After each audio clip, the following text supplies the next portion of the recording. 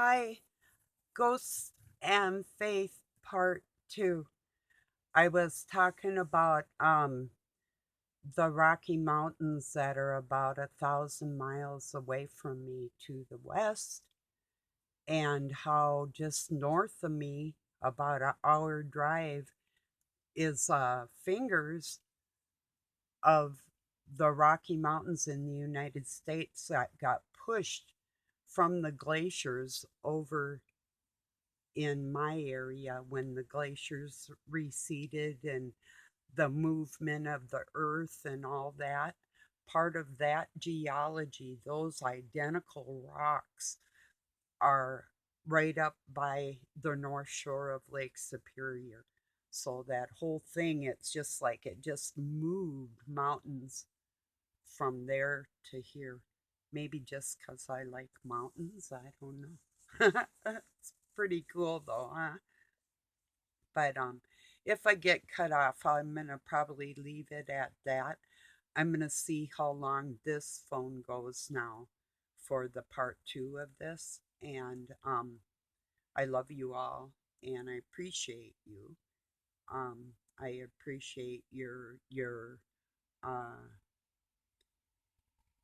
drive to make some normalcy out of the world that we're living in, that they're creating so much chaos in nowadays, and things have gotten worse.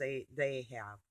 um I was watching Frank Shot Pearson, and he was talking about um his grandmother, and how if she was telling him to do something and he wouldn't do it, she'd make him go out in the garden and get his own switch and beat his butt, and how that kept him in line. Well, I guess some people, maybe if it's not meant with evil malice or something like that, like spanking your child might not do a whole lot of harm, and maybe even might wake them up a little bit. But I've seen people that beat their children, and there's no lessons learned from really um, a beating, of any kind. I'm kind of a firm, but and I've spanked my kids. Like I've said, I can count it like about that many times that I spanked my child, you know. But I don't feel good about it, and I'm not really a big proponent of that. But I look at some children and I think to myself, yeah, you could probably use your butt swatted a couple times there, pumpkin.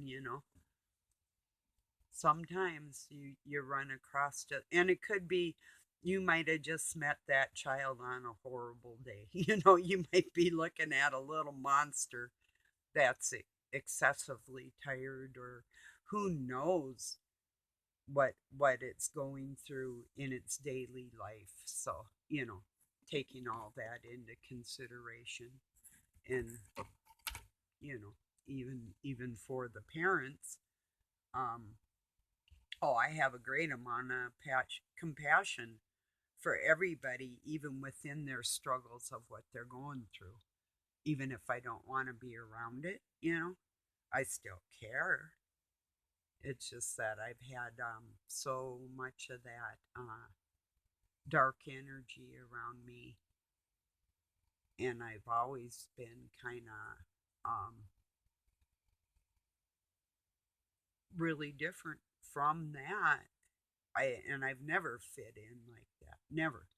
No matter really who I meet. Lately, it seems that I've been meeting some people through social media that think sort of on the same wavelength, you know, about things in the world, and maybe how we're going to go about doing things and what we're going to do. And I'm not sure so much that well, here's the for instance. Okay, just a second here. everything is based on fiat currency. Nothing is backed by gold. They went in the Federal Reserve and literally took all our gold out of there, and then that old nine happened, and so much was gone. Trillions, like $3.5 trillion or something, just magically disappeared. And they want to push in the digital currency. Thing is, we're bankrupt as it is, as a nation. We're all, they say, in debt to China, no least. You know, how do you become indebted to your greatest enemy? Well, you put the people in power that don't have your best interests at heart, only their own. And that's exactly what has happened. We could have our own fiat currency without the internal revenue even involved. They have no business. They're an assigned government entity just as well as they could be unassigned.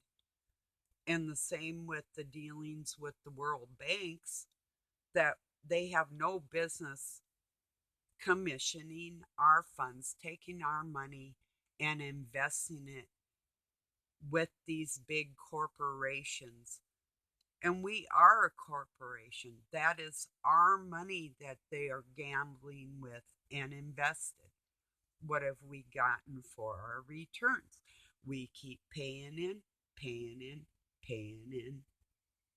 Now, when you invest in stocks and bonds and worldwide goods or land or whatever we as a corporation have invested in, there's dividends. The what is called Nasara Gasara, the gold of this situation that we literally earned, that we can't tangibly show. And usually when you make an investment and it's a sound investment, you have income to there wouldn't be any debt if they had invested wisely. That's my point.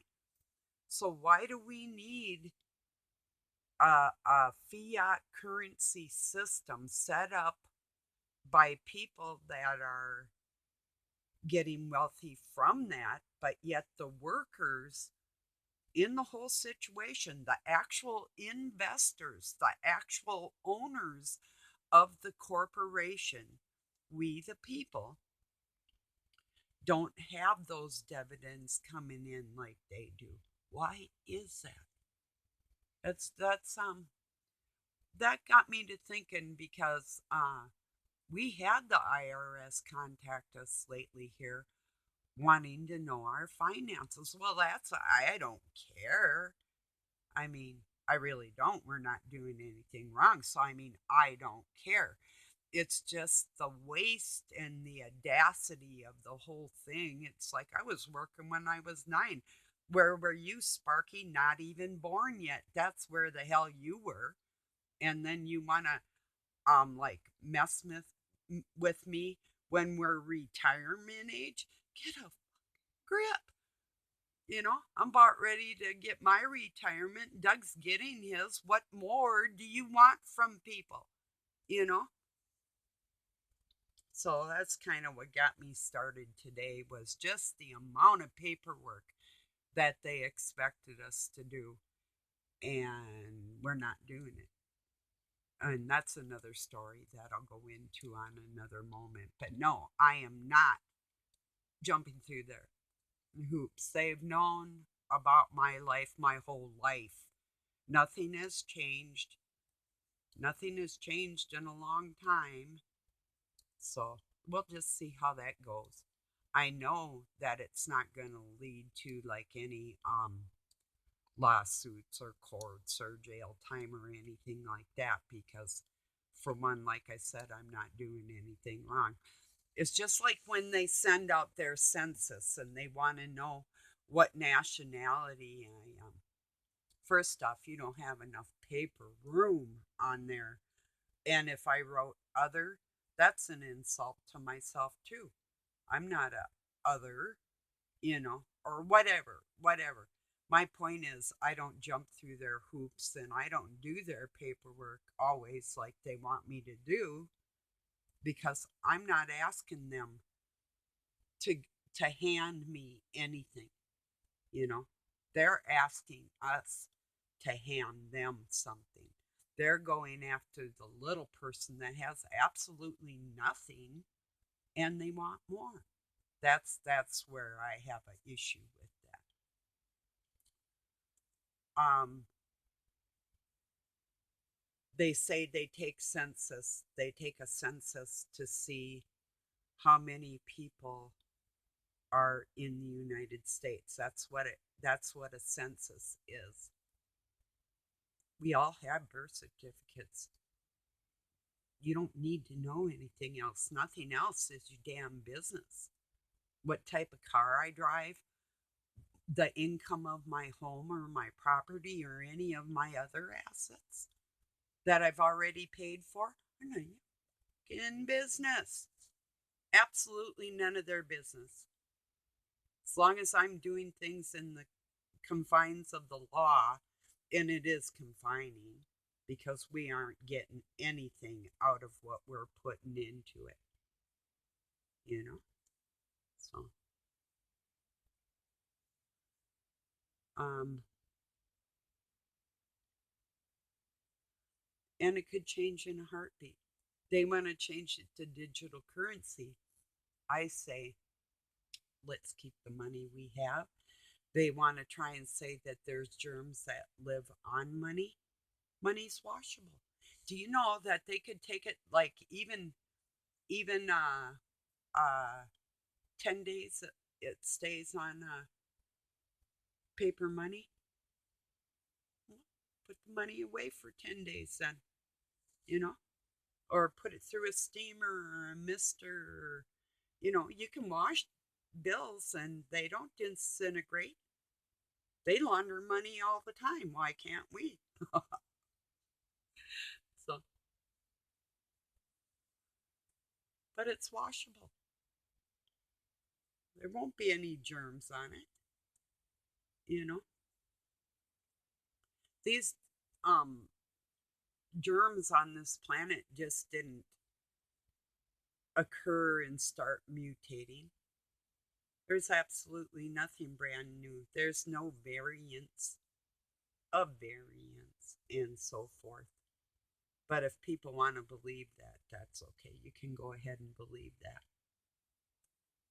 But that's the truth.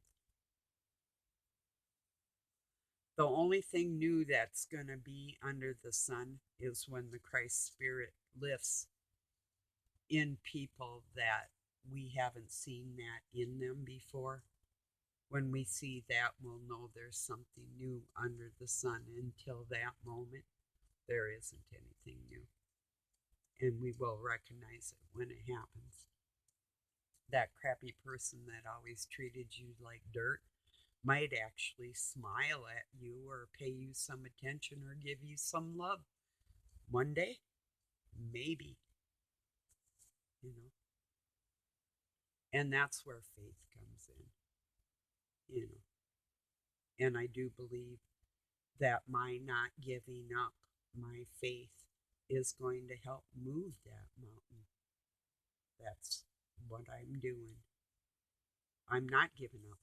I'm that stubborn. I mean, I believe in the covenant that God made with me personally, saying that He would never let go of my hand. And sometimes I act like a jerk and I look like I'm taking advantage of that, but I'm not.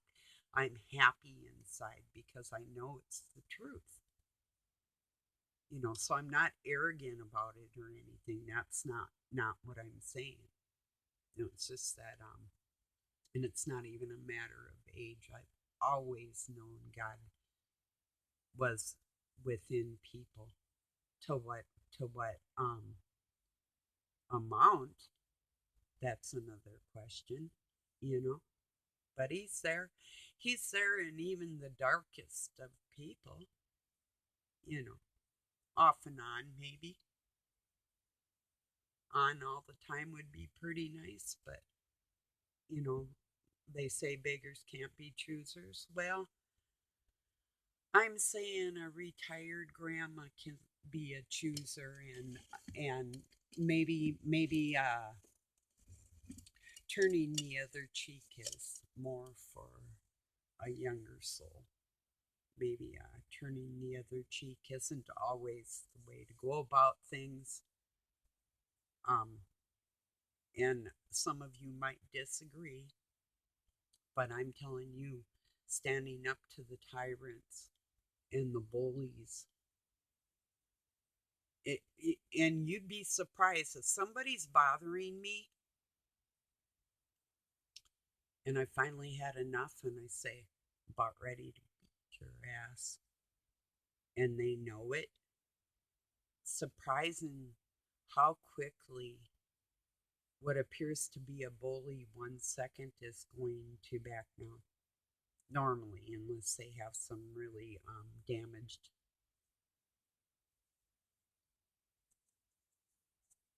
what would the word be? I was going to say brains, but in that extreme, that's not the brain. That's emotionally unfit. You know, if they're really damaged emotionally,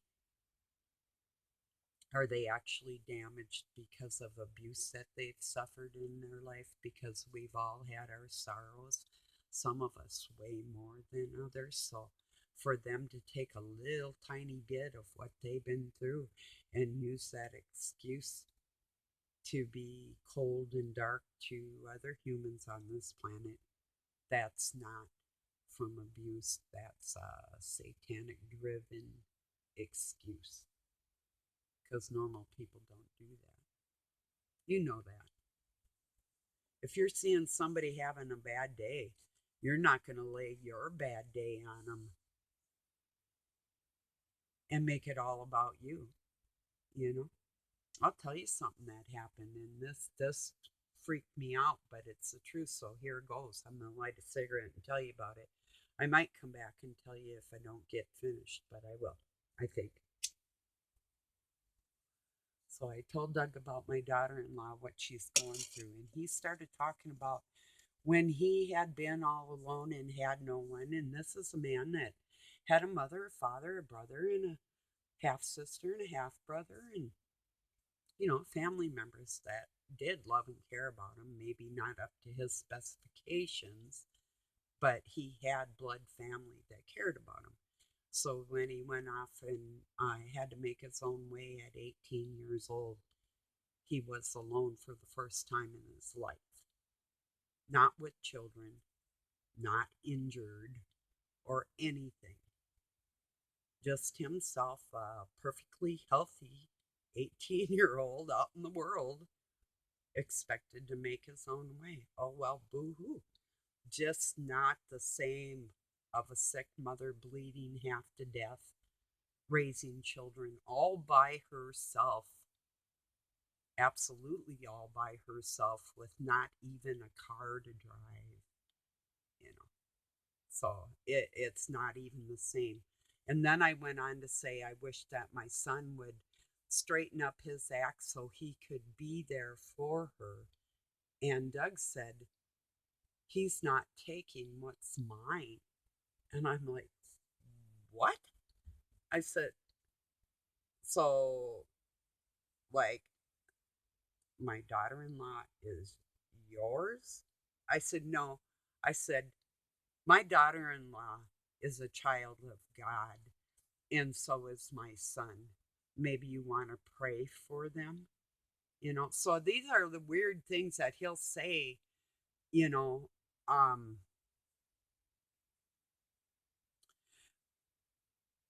he even had problems thinking that my children were infringing on his time as far as I was concerned. And I've always been the same. I've never, ever, as a matter of fact, um, if I was ever distant with him, it was never because of my children, but he tried to use that for an excuse many times. Well, you're just mad at me because your son didn't call you, or I put an end to all that. I don't like any of you. Don't nobody call me. Don't come in my room. Don't even talk to me. Getting that type of attitude because what I'm trying to say is sometimes the bully isn't going to stop bullying you unless you put your foot down and make that happen, you know. And that's standing up for what I know is right and not backing down, not 1 inch. It doesn't matter what they do, they can threaten my life. They can actually take steps to inhibit my breath, and it doesn't matter to me. I don't care what they try. They'll never, never take away my faith in God, you know. So, yeah, and there'll be people out there that'll give you 120,000 reasons why there is no creator or why they would demean the father of all humanity as a title like source. Yeah, sorcerers will say that. But it's a craft that they practice for years, that they've put in play for these times right now to keep they're so afraid that they're going to lose their physical being and what they consider to be the pleasures in life. And I'm a firm believer that our pleasures haven't even started yet, that God has so many pleasures for us for an eternity, so far ahead of us. Like I was telling Doug, somebody that is ageless has made beings that we're so infant compared to, there's no, that you could try and jump in leaps and bounds to catch up, but there's no time and words to describe that. How far ahead God would be is forever, forever and ongoing. So, how could somebody think that they could actually get ahead of that? It's like I refer it a lot of times to an infant trying to take over the house. I mean, it's kind of cute for a little while if they're a little bossy or sassy or something, but when they get a little bit older, it's not funny anymore. And when they're downright evil, it's not funny at all. So,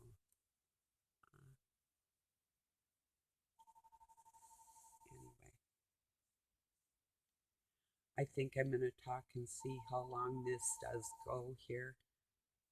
So I know which phone I can probably rely on.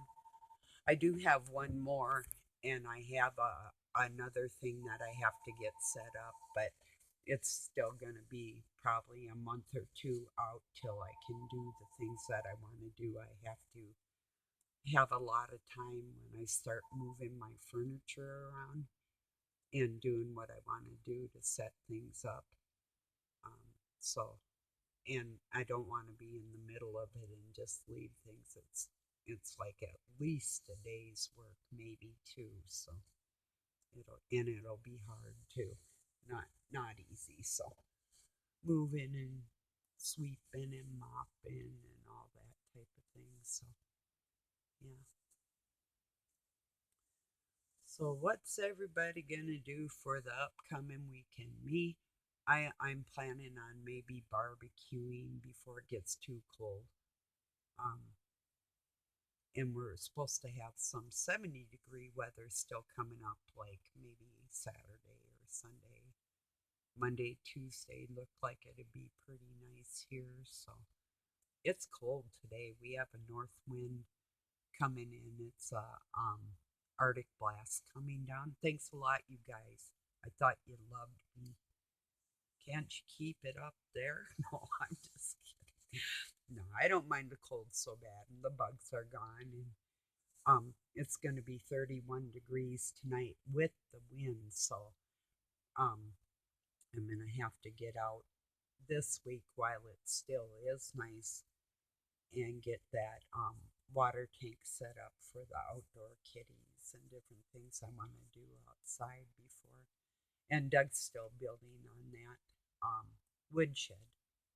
And he's talking about maybe extending it out and making like a patio where we could have the barbecue right by the bonfire pit, um, almost right out the back door. So we'll see.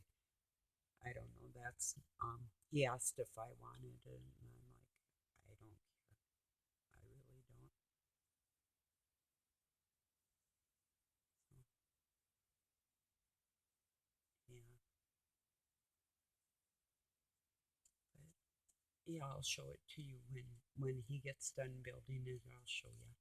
He's got the rafters up now, and one piece of particle board on one of the walls, and he's got the rest of it to put up. And like I said before, I'd really like to help him, and I love to build. I just won't right now, um, because he needs to do that by himself. He really does, without me helping him. I mean, I'll make him something to eat. If he's out there working hard, I'm going to help him. And if he's not giving me a bad time, but the thing is, like, what I've made mistakes in the past, and it seems like a simple thing, but if I have enough food for him set up where he can just eat, or if he buys something quick where he can leave me out of the equation, he has a tendency to treat me dirty. So I've gotten to the point where, well, you treat me dirty anyway, so I'm just not going to make something. And if I do, I'll be making it for myself. And if I do make it for you, it's only because you did something for me. And that's kind of how we're at. What it actually is a business deal, constant business deal. Now he told me a couple nights ago, or no, it was last night, asking me to forgive him, asked if I would, and I just sort of, I did, like, whatever. Because even when he does something stupid, I've already automatically forgiven him. I don't even bring it up again a lot of times. I'll just let it go at that moment. It's when he continues with something else on top of something, on top of something, that I'm finally going to say, well, you're really, really taking advantage of me here, so I'm going to do something about it. You know, and that really is where I'm at now. You know, I'll forgive people. Just stay away from me, but I forgive you. You know, give them less chance to do more of what they're doing. You know, that's all. So, looks like this phone is just about going to make it to my half hour. And that's what I really think is about a nice conversation. It all started with watching Robin's Hood. Um, when his phone only would go to like maybe about 34 minutes tops. And then just talking about what was going on in the day and in the world. And it seemed like about like when you're on the phone with somebody, about a half hour, 15 minutes if you haven't talked to them for a while, or if you have something to say. But you know, if you talk to somebody every day, it's just like, yeah, well, hi and goodbye. And I don't do a lot of that. There's some people that wanted to talk to me on Facebook, And I've talked to them before. It's just I don't even talk to my own kids on the phone, and if I do, it's so rare. I don't answer the phone. The phone is just ringing. It can ring, and it can keep ringing. I have caller ID. If it's extremely important, I'll answer you back. But for somebody that's like, for instance, a targeted individual telling me of their sorrows, I feel you, brother or sister. Um, it's just we can pray for each other, but telling me of what's exactly going on in your day, unless you're making a video and I'm listening to it, if I'm doing something in that day and I take that time and you take my energy in that manner, I can't get out here and make a video and talk about it for people. What's going on that might be pertaining to something in their life to help somebody. And I don't let anybody take my energy like that. So I don't answer my phone typically. So if I gave you like one phone call, I love you. I'm thinking about you and I can see you in my mind's eye. And sometimes it's not always as righteous as a person is saying that it is. And that dark energy does come at me.